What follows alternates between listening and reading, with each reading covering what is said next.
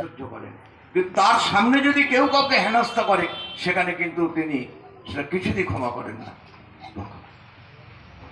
এত চটে গেলেন, তাকে এইভাবে মেরেছে, পিঠে দাগ রয়েছে, চাবুকের দাগটা। সুদর্শন আহ্বান করেছেন যে ছাড়খাড় করে ফেলবে।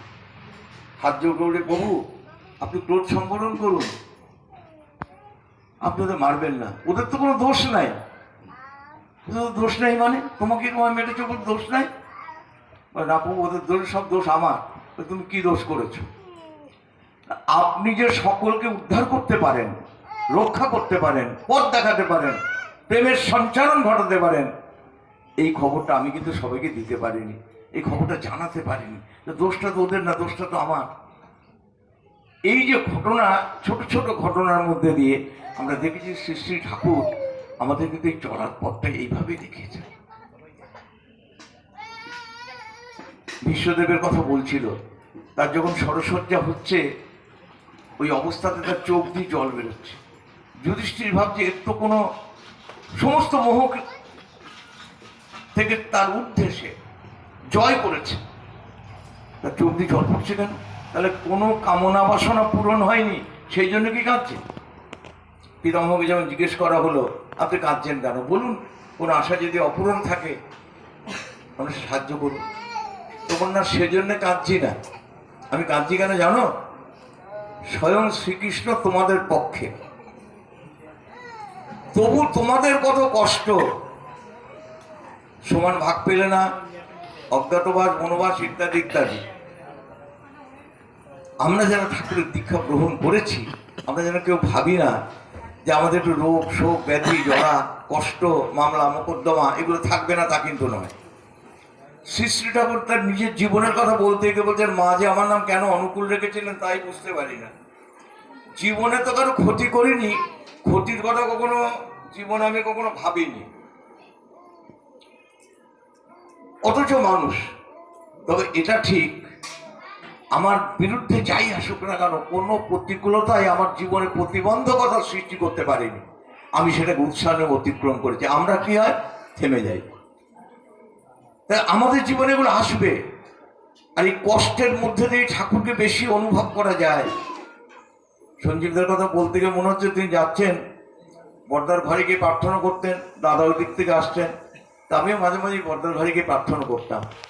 ঠাকুর মনে আমি যাচ্ছি, ওদিক থেকে আচার্যদেব আসছেন, তখন শিশি দাদা ঠিক পাহাড় বাড়িটার ওখানে হঠাৎ সঞ্জীব দাকে বললেন, জানো তো সঞ্জীব, যন্ত্রণা ছাড়া কোনো কিছু সৃষ্টি হয় না। কেন বললেন? তিনি ভাবে আসছিলেন। আমি সেই মুহূর্তে বুঝতে পারি, পরবর্তীতে আমার মতন করে বুঝেছি, সত্যিই তাই, যন্ত্রণা ছাড়া কিছু সৃষ্টি হয় না।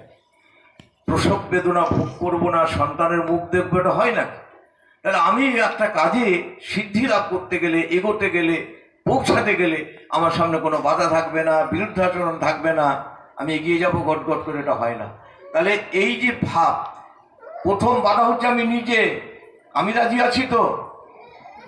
প্রথম বাধা বলছে এই ইষ্টসত্য প্রতিষ্ঠার অন্তরায়ের প্রথম বাধা হচ্ছে তুমি নিজে। আমি সিদ্ধান্ত নিয়ে ফেলি ওখানে যাওয়া যাবে না, এটা করা যাবে না, এটা দেওয়া যাবে না, নিজে সিদ্ধান্ত নিয়ে ফেলি। দ্বিতীয় বাধা হচ্ছে তোমার পরিবারের লোক, তৃতীয় বাধা হচ্ছে তোমার পরিবেশ। এইগুলোকে যদি তুমি ওভারকাম করতে না পারো, সেখানে কিন্তু পৌঁছাতে পারবে না। যাই হোক, হাতের সময় নেই, 11:15 শুরু হয়েছে, শেষ করতে হবে। আজকে আমরা সকলে মিলে, একটা মানুষ যখন, আত্মা যখন দেহ থেকে বেরিয়ে যায়, তার সে নিজে কিছু করতে পারে না, ভেসে বেড়ায় তো। তাহলে তার সন্তান সন্ততি এই প্রার্থনাটা কিন্তু তিনি মঞ্জুর করেন। অশ্বিনী তাকে বললেন একদিন শ্রী শ্রী ঠাকুর যে পরম পিতার ছুটি নাই, আর তার বান্দারও ছুটি নাই।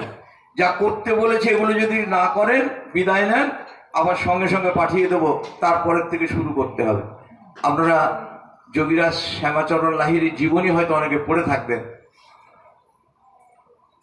তিনি একটা সময় ডিফেন্সে চাকরি করতে এক জায়গায় গেলেন, দেখছেন তার নাম ধরে ডাকছে, গেলেন, এখানে তো পরিচিত কেউ নেই, গিয়ে দেখছেন সুন্দর আসন পাতা, অনেক হাড়গোড়, এটা সেটা নানান রকম তালেশো রয়েছে। ডেকে বলছেন, আমি তোমাকে ডাকছি। বলে, আমি তো আপনাকে চিনি না। তুমি আমাকে চেনো না, কিন্তু আমি তোমাকে চিনি। এই আসনটা দেখছো, এইখানের আগের বার তুমি এনে সাধনা করেছিলে, তারপর তুমি অফ হয়েছো। বলে আমি তো এক জায়গায় ছিলাম, এখানে তো ট্রান্সফার হয়ে এসছি সবে। বলে আমি তোমার ট্রান্সফারের ব্যবস্থা করেছি, এখানে বসো, সাধনা করে এর থেকে আবার এগোতে থাকো। তাই পরম পিতারও ছুটি নেই, তার বাংলারও ছুটি নেই। আমরা যতটা করার, যেখানে অফ হবো তারপরের থেকে আবার শুরু করতে হবে।